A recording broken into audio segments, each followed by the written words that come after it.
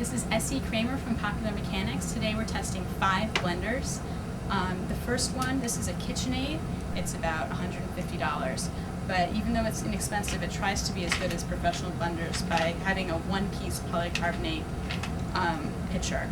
All of our blenders have these one-piece plastic pitchers. This is Breville. This is the one-step-up blender from the one that won our last blender test. It's about $400. And then we're into the pseudo-professional blender range. This is a Hamilton Beach blender. This is the Blendtec blender from the Will It Blend tests on the internet. So you've probably seen this blend an iPod, possibly a handful of pens. We'll try to test to see whether it's really good at blending food today. And this is the Vita-Mix blender. Right now these blenders are filled with ice, about a quarter cup of soy milk, and an entire orange. And we're going to see how long the blenders take to liquefy them, and if they can liquefy them. The first blender is the KitchenAid.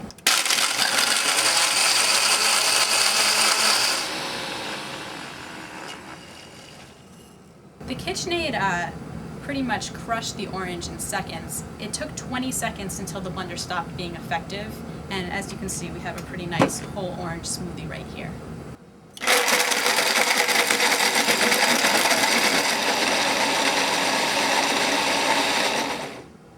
The Breville blender also liquefied the orange in seconds, but it took about 45 seconds, longer than the KitchenAid, before there was no pulp in the smoothie.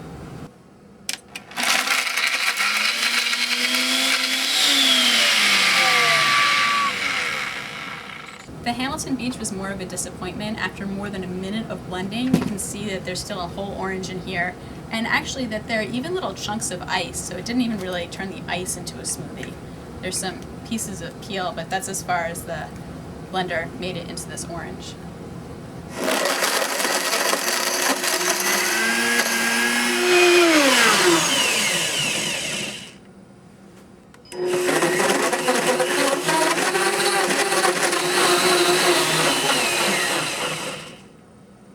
So this first Blendtec pitcher and blade did not do a good job with the orange and ice.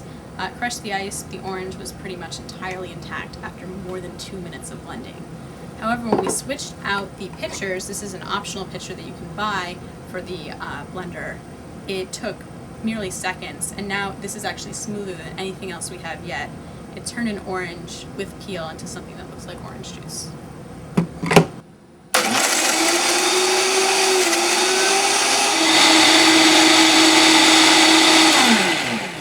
Vita-Mix started off slow. It wasn't really getting to the orange, but we used this plunger that the Vita-Mix comes with to push the orange into the blade, and then it had no problem. And we have another real whole orange smoothie here.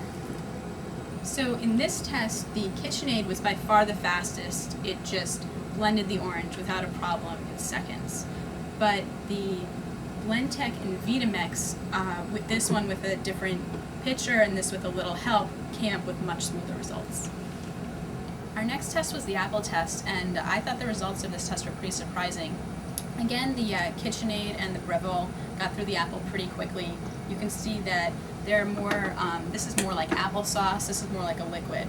But what was surprising was that the Blendtec, even with the bigger, better jar, could not blend this apple. I mean, there is pretty much a whole apple in here. It's cut up a little bit, but